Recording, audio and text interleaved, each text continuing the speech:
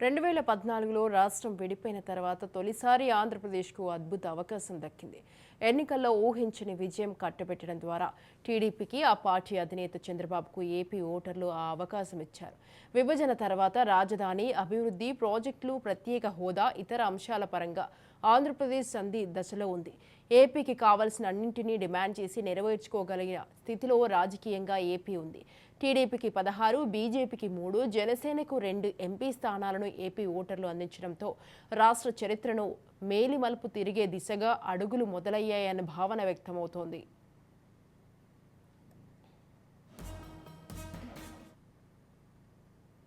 ఈ 21 మంది ఎంపీలు కేంద్రంలో ఎన్డీఏ ప్రభుత్వానికి ఆయువు పట్టు లాంటి వారు. ఎన్డీఏ కేంద్రంలో మూడోసారి ప్రభుత్వం ఏర్పాటు చేయడానికి రాజకీయ అవసరంగా ఉపయోగపడే తెలుగు ఎంపీలపై రాష్ట్ర తక్షణ అవసరాలను తీర్చాలన్న బాధ్యత ఉంది. ఏపీలో ఈసారి టీడీపీకి దక్కిన గెలుపు అనూహ్యమైనది. ఈ ఘన విజయం ఏపీలో పాలన అందించడానికే కాదు, కేంద్రంలో చక్రం తిప్పడానికి ఆ పార్టీ అధినేతకు అవకాశం కల్పించింది. ఈ అవకాశంతో చంద్రబాబు అద్భుతాలు సృష్టిస్తారా లేదా అన్నదానిపై రాష్ట్ర భవిష్యత్తు ఆధారపడి ఉంటుంది.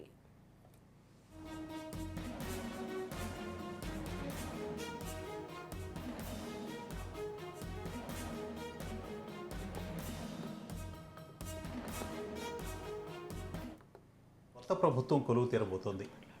రాష్ట్రం విడిపోయి దశాబ్ద కాలం పూర్తయిపోయింది. ఇప్పటి వరకు హైదరాబాదుపై ఉన్నటువంటి ఉమ్మడి రాజధాని అవకాశం కూడా కోల్పోయింది. ఇప్పటికీ ఆంధ్రప్రదేశ్కు సంబంధించినంత వరకు స్పష్టంగా ఇది రాజధాని అనుకోలేని పరిస్థితి తలెత్తింది. ఇప్పటికీ ఒక టర్ము తెలుగుదేశం ప్రభుత్వం, మరొక టర్మ్ వైసీపీ ప్రభుత్వం, 2 ప్రభుత్వాలు పరిపాలన సాగించాయి. గడిచిన 2 టర్ములలో కూడా రానటువంటి ఓ అవకాశం ఇప్పుడు కనిపిస్తూ ఉంది. ప్రధానంగా ఆంధ్రప్రదేశ్కు రాష్ట్రం విడిపోయిన తర్వాత వచ్చినటువంటి ఒక మంచి అవకాశంగా దీన్ని చూడవచ్చు. ఎందుకంటే రాష్ట్రానికి సంబంధించినంత వరకు విభజన చట్టంలో ఇచ్చినటువంటి హామీలను కూడా కేంద్రం నెరవేర్చినటువంటి పరిస్థితి మనం చూస్తూ వస్తున్నాం. దీనిపైన 2 రాష్ట్ర ప్రభుత్వాలు, అంటే గతంలో ఉన్నటువంటి తెలుగుదేశం ప్రభుత్వం కానీ, తర్వాత వచ్చినటువంటి వైసీపీ ప్రభుత్వం కానీ, 2 కేంద్రాన్ని డిమాండ్ చేయలేనటువంటి పరిస్థితిలో ముందుకు సాగాయి. అందుకు కారణం కేంద్రంలో ఉన్నటువంటి ఎన్డీఏ సర్కార్ కూడా పూర్తిస్థాయి మెజారిటీతోటి కేవలం సంకీర్ణ ధర్మంతో వీటిని భాగస్వాములుగా చేసుకోవడమో లేదా దూరంగా ఉండడమో తప్ప వీరంతా డిమాండ్ చేసి సాధించుకోలేనటువంటి పరిస్థితులు ఇప్పటి వరకు సాగుతూ వచ్చాయి. కొత్తగా వస్తున్నటువంటి ఎన్డీఏ ప్రభుత్వం, అంటే తెలుగుదేశం ప్రభుత్వం లేదా తెలుగుదేశం కూటమి ప్రభుత్వానికి ఒక మంచి అవకాశం వచ్చింది. అది ప్రధానంగా కేంద్రంలో వస్తున్నటువంటి ఎన్డీఏ సర్కార్లో భాగస్వామ్యం వహించేటువంటి అవకాశం. ఇప్పటికే దీనికి సంబంధించినటువంటి ఒక అంచనా పూర్తయిపోయింది. ఆంధ్రప్రదేశ్కు సంబంధించినంత వరకు భాగస్వాములుగా ఉన్నటువంటి తెలుగుదేశం పార్టీకి, అలాగే బీజేపీ సొంత పార్టీ అభ్యర్థులకు, అలాగే జనసేనకు కూడా కేంద్ర మంత్రివర్గంలో స్థానాలు కల్పించేటువంటి అవకాశం ఉంది. దాదాపు 5 మంత్రివర్గంలో 5గురికి చోటు కల్పించేటువంటి అవకాశం ఉందనేటువంటి వార్తలు వస్తూ ఉన్నాయి. ఆంధ్రప్రదేశ్కు అవసరమైనటువంటి నిధుల సమీకరణ కానీ, విభజన తర్వాత తలెత్తినటువంటి సమస్యలు, రెవెన్యూ లోటు వంటి సమస్యలను పరిష్కరించేందుకోసం డిమాండ్ చేసి సాధించుకునేటువంటి ఓ అవకాశం కనిపిస్తూ ఉంది. విభజిత రాష్ట్రంలో దశాబ్ద కాలంలో ఇప్పటి వరకు కూడా సాగునీటి ప్రాజెక్టులు పూర్తి కాలేదు. గతంలోనే జాతీయ ప్రాజెక్టుగా పూర్తి చేస్తామని చెప్పినటువంటి పోలవరం పరిస్థితి ఈనాటికి అస్తవ్యస్తంగానే ఉంది. 2019 వరకు ఉన్నటువంటి తెలుగుదేశం ప్రభుత్వమే 70% మేము పూర్తి చేశామంది. ఆ తర్వాత వచ్చినటువంటి వైసీపీ ప్రభుత్వం మేము పనులు కొనసాగిస్తున్నాం, ఇదిగో ప్రారంభం అదిగో ప్రారంభం అని చెప్పారు. కానీ ఈనాటికి పోలవరానికి సంబంధించినటువంటి సమస్య పరిష్కారం కాలేదు. నిర్వాసితుల సమస్య అలాగే కొనసాగుతూ వస్తుంది. ఇక రాష్ట్రంలో మధ్యస్థంగా ఆగిపోయినటువంటి ప్రాజెక్టులన్నింటినీ పూర్తి చేయాలి అంటే ఇప్పుడున్నటువంటి అంచనాల ప్రకారం సుమారు 95,000 నుంచి 1,00,000 కోట్ల రూపాయల వరకు ఖర్చు అవుతుందని అంచనా వేస్తున్నారు. సో ఇవన్నీ సాధించుకోవడమే కాకుండా పోలవరంను పూర్తి చేయాల్సినటువంటి బాధ్యత, అందుకు అవసరమైనటువంటి నిధులు సమీకరించుకొని కేంద్రం నుంచి ఆ జాతీయ ప్రాజెక్టుగా దానికి కావాల్సినటువంటి నిధులను సేకరించాల్సినటువంటి బాధ్యత కొత్తగా కేంద్ర మంత్రివర్గంలో భాగస్వాములు అవుతున్నటువంటి పార్టీలకు, అందులో మంత్రివర్గ సహచరులుగా చేరుతున్నటువంటి ఎంపీలకు కూడా ఉంటుందనేది వాస్తవం. ఇక ప్రాజెక్టు ఒకటే విషయం కాకుండా మరొకటి రాజధానికి సంబంధించింది. మళ్ళీ తెలుగుదేశం ప్రభుత్వమే వస్తోంది కాబట్టి తెలుగుదేశం గతంలో అమరావతిని రాజధానిగా ప్రకటించింది. తర్వాత వచ్చినటువంటి వైసీపీ 3 రాజధానుల అంశం తెర మీదకి తీసుకొచ్చినప్పటికీ అది ముందుకు సాగలేదు.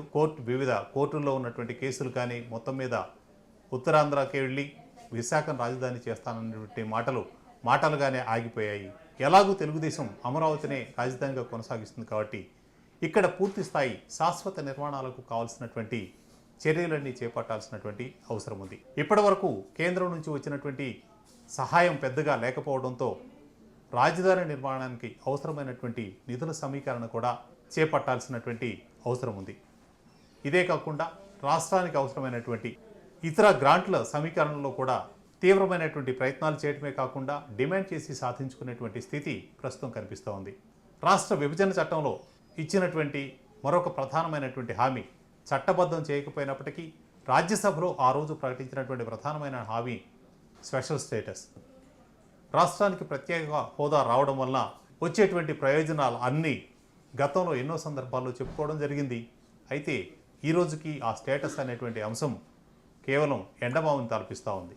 ఇప్పుడు ఈ స్టేటస్కు సంబంధించినటువంటి అంశాన్ని మళ్ళీ తెర మీదకి తీసుకొచ్చి రాష్ట్రానికి ప్రత్యేక హోదాని కనుక సాధించగలిగేట్లయితే అటు పరిశ్రమలు రావడానికి, అలాగే పరిశ్రమలు రావడం ద్వారా నిరుద్యోగ యువతకు అవకాశాలు కల్పించడానికి, దాంతోపాటు పారిశ్రామిక ప్రగతితో పాటు రాష్ట్రాభివృద్ధికి కూడా దోహదం చేసేటువంటి అవకాశం ఎక్కువగా ఉంటుంది.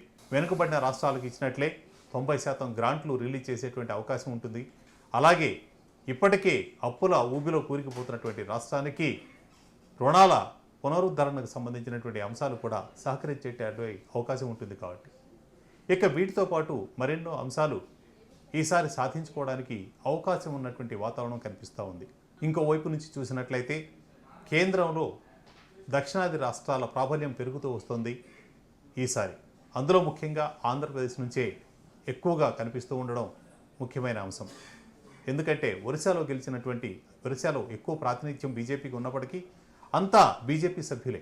21 స్థానాల్లో 20 స్థానాలు బీజేపీయే గెలిచింది కాబట్టి వాళ్ళంతా కూడా సొంత పార్టీ వ్యక్తులుగానే ఉంటారు.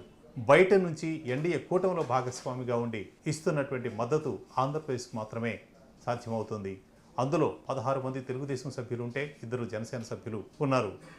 సో ఇంకొక 3 భారతీయ జనతా పార్టీ నుంచి మొత్తం 21 మంది పార్లమెంట్ సభ్యులు ప్రస్తుతం ఆంధ్రప్రదేశ్ నుంచి ఉన్నారు. కాబట్టి సో రాష్ట్రానికి అవసరమైనటువంటి ప్రతి అంశాన్ని కేంద్రం నుంచి సాధించుకోవడానికి కొత్తగా ఏర్పడినటువంటి అవకాశాన్ని అందరూ సద్వినియోగం చేసుకోవడమే కాకుండా దీన్ని బాధ్యతగా నెరవేర్చాల్సినటువంటి పరిస్థితులు కూడా ఉన్నాయి.